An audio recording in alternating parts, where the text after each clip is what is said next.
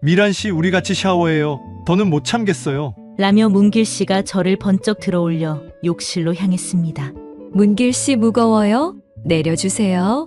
저는 깜짝 놀라 말했지만 문길 씨는 그런 저의 말에 아랑곳하지 않고 욕실까지 저를 안고 갔습니다.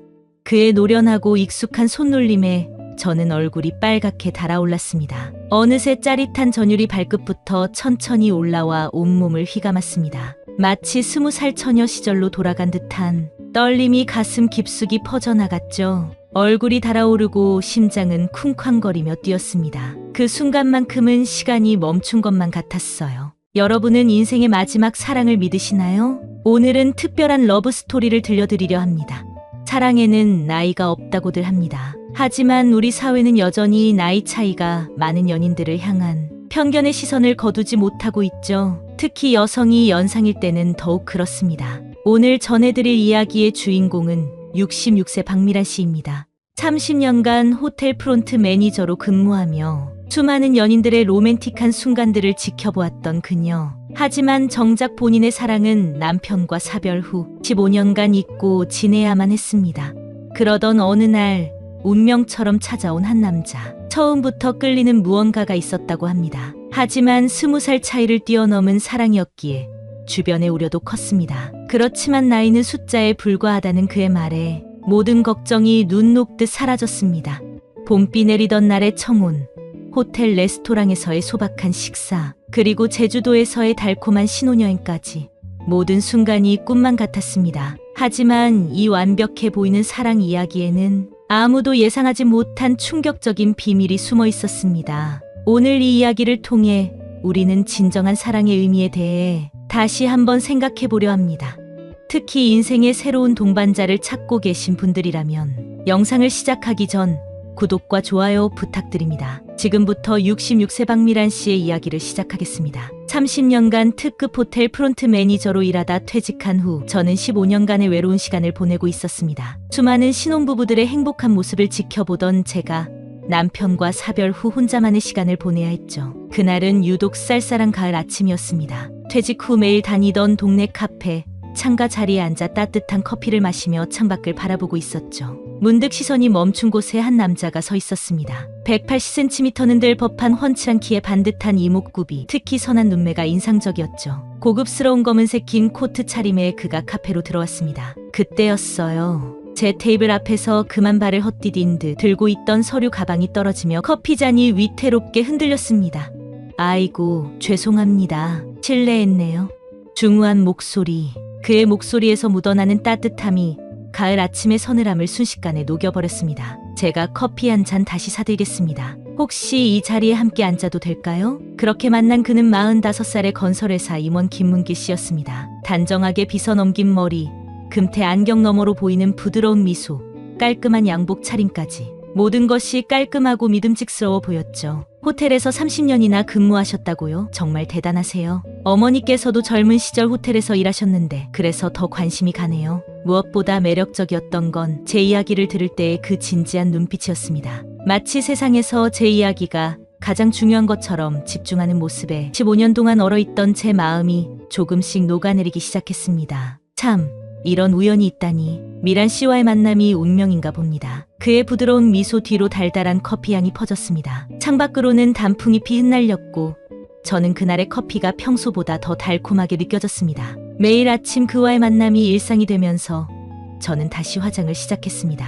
오랫동안 사용하지 않던 립스틱도 꺼내보고 미용실도 다녀왔죠. 머리 하셨나봐요? 참 잘 어울리세요. 더 젊어 보이시네요. 문길 씨의 다정한 눈빛에 가슴이 설렜습니다. 딸아이도 엄마, 요즘 좀 달라진 것 같아요라며 놀릴 정도였죠. 주말이면 우리는 근교로 나들이를 다녔습니다. 일산 호수공원을 거닐다가 문길 씨가 갑자기 제 손을 잡았던 날, 그 떨리는 마음이 지금도 생생합니다. 손이 차가우시네요. 제가 좀 따뜻하게 해드릴게요. 그의 손은 크고 따뜻했습니다. 말 한마디, 작은 동작 하나에도 배려가 묻어났죠. 호수를 바라보며 벤치에 앉아있을 때면 어깨에 자연스레 양털 자켓을 걸쳐주곤 했습니다. 미란 씨, 혹시 영양제 드시나요? 저희 어머니가 드시던 홍삼이 있는데 한번 드셔보세요. 이런 소소한 관심이 제 마음을 더욱 따뜻하게 했습니다. 퇴직하고 나서 처음으로 누군가에게 특별한 존재가 된 것 같았죠. 저녁에는 동네 찻집에서 둘이 앉아 이야기를 나누곤 했습니다. 문길 씨는 제 이야기라면 무엇이든 관심 있게 들어주었죠. 호텔에서 있었던 재미있는 일들 더 들려주세요. 미란 씨 이야기는 드라마보다 더 재미있어요. 시간 가는 줄 모르고 이야기를 나누다 보면 어느새 밤하늘에 달이 높이 떠 있었습니다. 그럴 때면 문길 씨는 꼭 집 앞까지 바래다 주었죠. 특히 잊을 수 없는 건 가평 수상 레스토랑에서의 저녁 식사였습니다. 통유리창 너머로 보이는 호수는 마치 거울처럼 황금빛 노을을 담고 있었죠. 레스토랑 한켠에서는 재즈 트리오가 물리버를 연주하고 있었습니다. 이 와인은 특별히 준비했어요. 미란 씨의 우아함을 닮은 와인이에요. 촛불이 일렁이는 테이블 위로 문길 씨가 와인을 따라주었습니다. 보르도산 와인의 깊은 향이 은은하게 퍼졌죠. 그때였습니다. 와인 잔을 건네주던 문길 씨의 손이 제 손등에 살며시 닿았습니다. 순간 심장이 멎는 것 같았습니다. 20대 시절로 돌아간 듯한 떨림이 온몸을 휘감았죠. 얼굴이 달아오르는 게 느껴졌습니다. 문길 씨는 그대로 제 손을 포근하게 감싸주었습니다. 미란 씨, 손이 차갑네요. 차가웠던가요?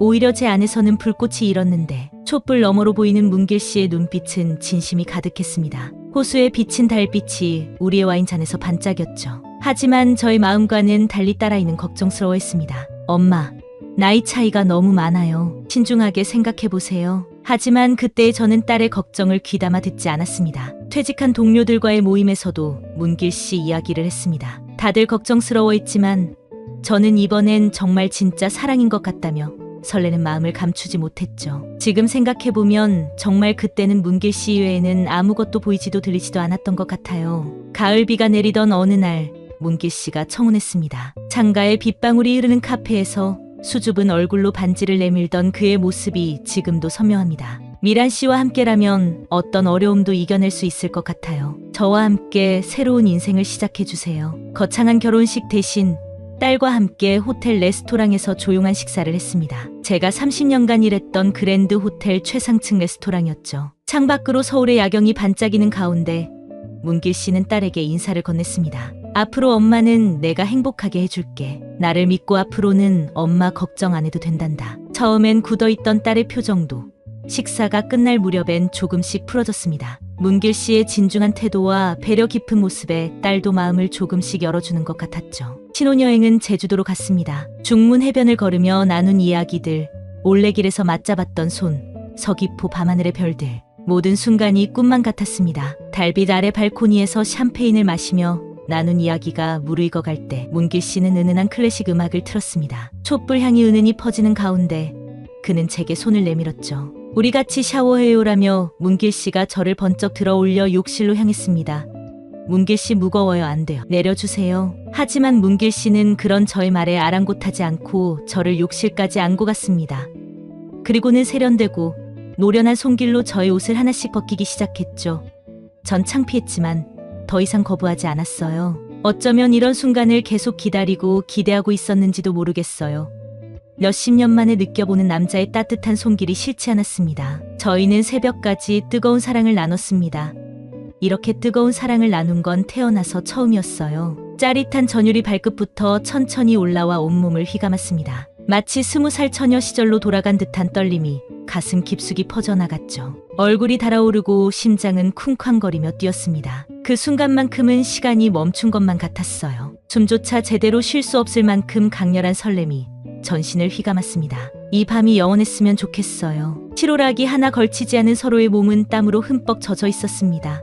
한동안 춤을 추듯 서로를 바라보며 나눈 포옹은 그 어떤 말보다 따뜻했습니다. 밤바다의 파도 소리를 배경으로 우리는 서로의 온기를 느끼며 새벽이 오는 줄도 몰랐죠. 제 아파트로 이사한 후의 일상도 달콤했습니다. 매일 아침 함께 마시는 커피, 저녁 산책, 주말마다 가던 근교 여행. 특히 문길 씨가 요리하는 모습은 그림 같았죠. 호텔 주방장 못지않죠. 미란 씨를 위해 특별히 배워봤어요. 하지만 그 달콤한 시간은 오래가지 못했습니다. 결혼 3개월째 이상한 낌새가 보이기 시작했으니까요. 처음엔 사소한 변화였습니다. 퇴근 시간이 점점 늦어지더니 주말에도 출근하는 일이 잦아졌습니다. 요즘 회사가 바빠서 강원도에 개발 이야기가 있어서 그래요. 믿고 싶었습니다. 하지만 수상한 정황들이 하나둘씩 눈에 들어왔습니다. 베란다에서 몰래 통화하는 모습, 늦은 밤 울리는 문자 알림음, 갑자기 바뀐 휴대폰 비밀번호. 그날은 문길 씨의 양복을 세탁소에 맡기려던 참이었습니다. 주머니를 뒤적이다 발견한 땅 문서 사본. 강원도 평창의 토지 계약서였습니다. 제 이름으로 된 공동명의 서류 준비를 해놓은 것이었죠. 불안한 마음에 서랍을 뒤져보았습니다. 그곳에서 발견한 통장의 거래 내역.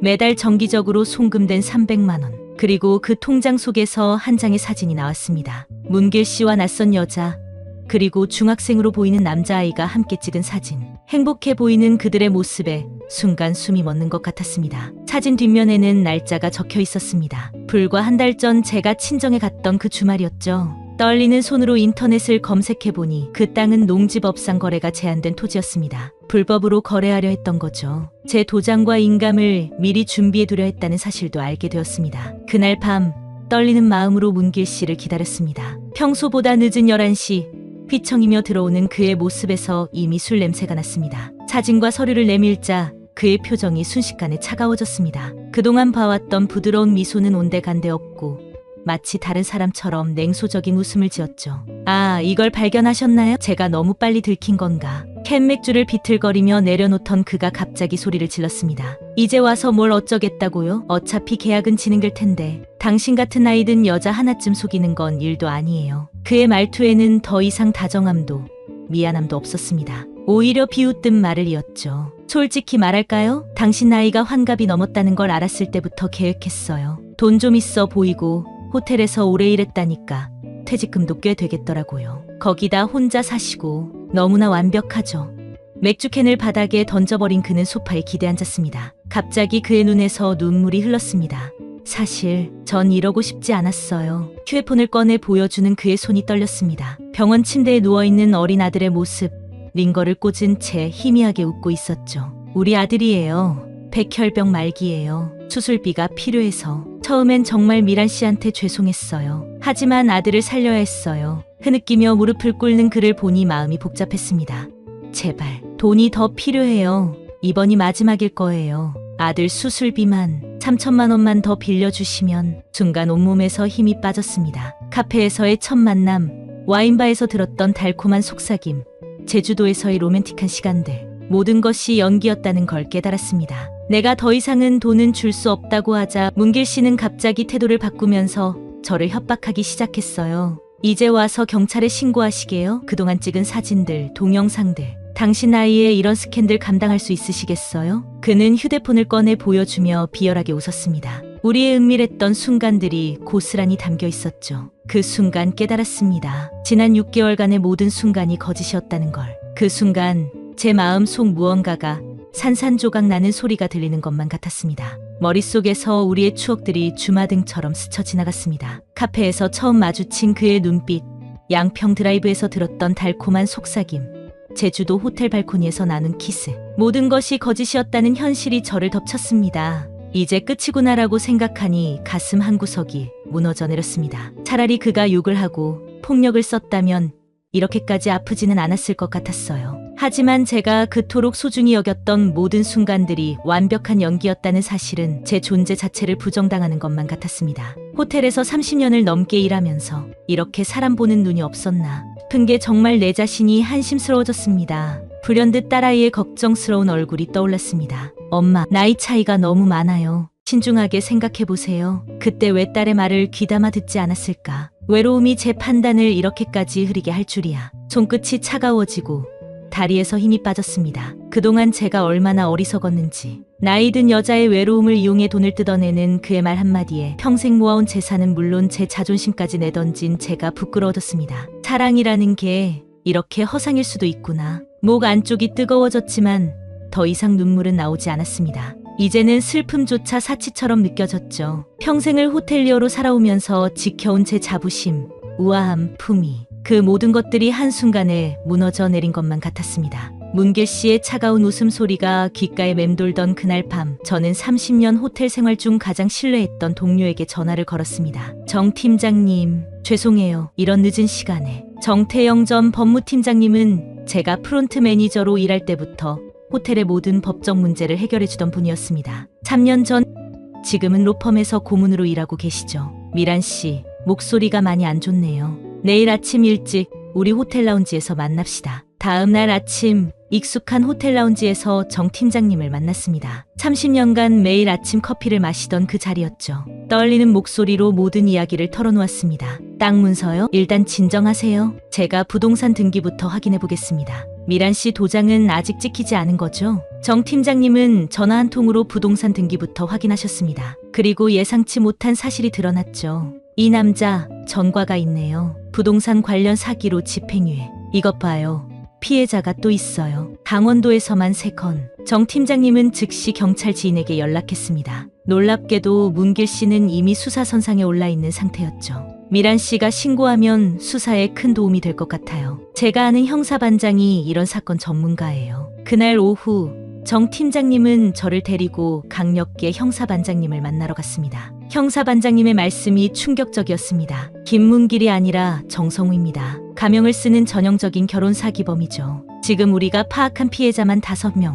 모두 50대 후반에서 60대 초반의 경제력 있는 여성분들이에요. 정 팀장님은 제 손을 꼭 잡아주셨습니다. 미란 씨, 이제 혼자가 아니에요. 우리가 끝까지 도와드릴게요. 수사가 시작되면서 더 많은 사실이 드러났습니다. 그는 전국을 돌아다니며 비슷한 수법으로 여성들을 속여왔고 피해 금액은 총 20억이 넘었습니다. 특히 충격적인 건 그의 부인도 공범이었다는 사실입니다. 사진 속 그 여자는 실제 부인이 아닌 동료 사기꾼이었고 아들이라던 학생은 급여를 주고 고용한 아르바이트생이었죠. 이런 일 당하신 분들 중에 신고하시는 분이 드물어요. 창피하다고 생각하시죠. 하지만 미란 씨는 용기 내주셨잖아요. 이제 다른 피해자들도 나설 수 있을 거예요. 정 팀장님 말씀대로였습니다. 제 사건이 언론에 보도되자 추가 피해자들이 나타나기 시작했습니다. 이제 남은 건 재판이에요. 제가 끝까지 함께하겠습니다. 미란 씨가 평생 일하면서 쌓은 신용과 신뢰가 이런 나쁜 사람 때문에 무너지면 안 되잖아요. 수사가 진행되는 동안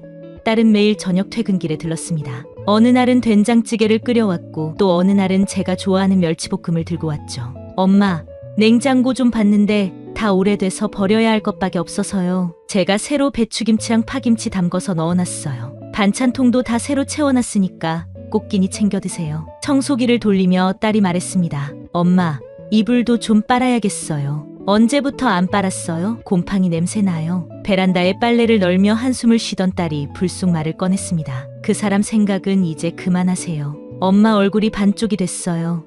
딸, 미안해. 뭐가 미안해요. 그냥 밥 잘 먹고 잠 잘 자고 그것만 하면 돼요. 퇴근하기 전 딸은 냉장고에 일주일치 반찬을 채워놓고 갔습니다. 내일은 등산 가요. 아침 일찍 데리러 올 테니까 운동화 준비해두세요. 앉아만 있지 말고 좀 움직여요. 딸의 투박한 사랑이 제 마음을 조금씩 녹였습니다. 사랑하는 여러분, 제 이야기는 여기서 끝이 납니다. 65세의 나이에 겪은 사기 결혼. 처음에는 이 이야기를 꺼내기가 부끄럽고 망설여졌습니다. 하지만 제 이야기가 비슷한 상황에 처한 분들께 도움이 되길 바라는 마음으로 용기를 냈습니다. 사랑은 때로 우리의 판단을 흐리게 만듭니다. 하지만 진정한 사랑은 결코 서두르지 않습니다. 상대방의 진심을 확인하는데 걸리는 시간은 아깝지 않습니다. 이제 저는 혼자여도 외롭지 않습니다. 매주 토요일이면 딸과 함께하는 등산도 제 일상이 되었죠. 처음엔 숨이 턱까지 찼지만 이제는 딸보다 더 앞서 걸을 때도 있습니다. 냉장고에는 딸이 담가준 김치와 반찬들이 가득합니다. 예전에는 몰랐습니다. 제가 얼마나 부족한 것 없이 사랑받고 있는지를. 요즘은 매일 일기를 씁니다. 처음에는 아픈 마음을 달래기 위해 시작했지만 이제는 소소한 일상의 기쁨을 기록하는 습관이 되었습니다. 창가에 앉아 커피 한 잔을 마시며 하루를 정리하는 시간이 특별합니다. 동네 도서관에서 책을 빌려 읽는 것도 저만의 즐거움이 되었습니다. 소설 속 주인공들의 이야기를 따라가다 보면 제 마음도 조금씩 치유되는 것을 느낍니다. 한 달 전부터는 매일 아침 요가를 시작했습니다. 유튜브를 보며 따라하는 초보자 수준이지만 몸과 마음이 조금씩 유연해지는 걸 느낍니다. 저처럼 혼자 계신 분들께 몇 가지 당부 말씀을 드립니다. 사랑이 전부는 아닙니다. 누군가를 사랑하기 전에 먼저 자신을 사랑하는 법을 배워야 합니다. 외로움에 지쳐 서두르지 마세요. 혼자여도 당신의 인생은 충분히 아름답습니다. 이제 저는 압니다. 진정한 행복은 화려한 겉모습이 아닌 일상의 작은 순간들 속에 있다는 것을. 사랑은 상대방을 바꾸려 하는 것이 아닌 있는 그대로를 받아들이는 것이라는 걸. 지금도 저는 매일 아침 공원을 걷습니다. 봄에는 꽃향기를, 여름에는 새소리를, 가을에는 단풍을, 겨울에는 하얀 눈을 맞으며 홀로 걷는 이 시간이 참 행복합니다. 인생은 혼자서도 충분히 아름답습니다. 오늘 영상이 도움이 되셨다면 구독과 좋아요 부탁드립니다. 여러분의 관심이 더 많은 분들에게 도움이 되는 길이 됩니다. 다음 영상에서 또 만나 뵙겠습니다. 항상 건강하시고 행복하세요. 우리 모두는 결코 혼자가 아닙니다. 감사합니다.